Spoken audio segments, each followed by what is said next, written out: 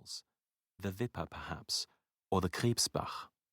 No matter, or else on the flanks of sad little summits of chaotic rock, eroded cliffs, shabby peat bogs, in the Bode or Oker Valley, suffocating in a mix of bitterness and love.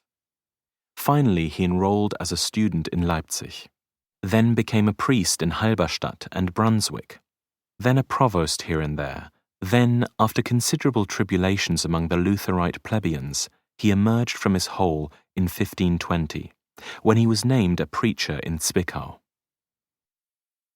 Zwickau. Outside the borders of Saxony, hardly anyone knows Zwickau. It's just another backwater. Zwicker means Pince-Nez, Zwickel means gusset, Zwiebel, onion, and Zwiebeln to harass or bully.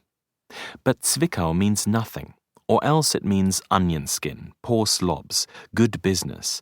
Yes, that's what Zwickau means, poor slobs and good business. For in Zwickau they wove a lot, they wove for the whole world, for people in Frankfurt and Dresden.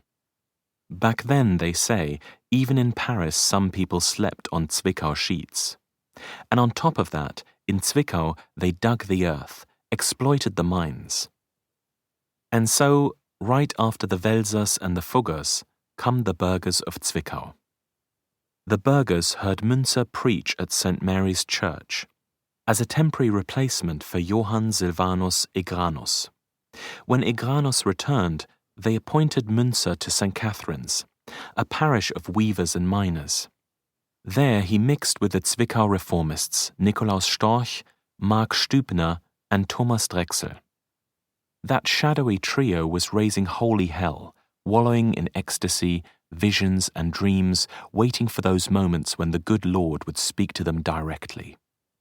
The great squabble was over whether or not to advocate voluntary conscious baptism. Oh, it might sound a bit old-fashioned, this notion of baptism, this rationalism of lunatics, this Aufklärung of Cruets. But it was a reaction to corruption in the Church, the irrationality of the doctrine and the sacraments. For the lunatics of Zwickau were reading something other than St. Augustine and Thomas Aquinas. They were reading Erasmus and Nicholas of Cusa, Raymond Lully and Jan Hus. They debated, argued, yearned to stand naked before the truth. And so the city was divided. On one side were the patricians of St. Mary's, on the other the plebeians of St. Catherine's. Reason and purity would be for the poor. It was before them that Münzer began to agitate. It was there that his wound intensified. He spoke, they listened. He cited the Gospels. You cannot serve both God and money. He believed he could read the scriptures simply, take them literally. He believed in a pure, authentic Christianity. He believed it was all set down in black and white in St. Paul, that all the essentials could be found in the Gospels. That's what he believed. And this is what he preached to the poor weavers and miners, to their wives, to the destitute of Zwickau. He quoted the Gospels and added exclamation marks, and they listened to him. And passions began to stir, for those weavers knew full well that if you pulled at a thread, the whole tapestry would unravel.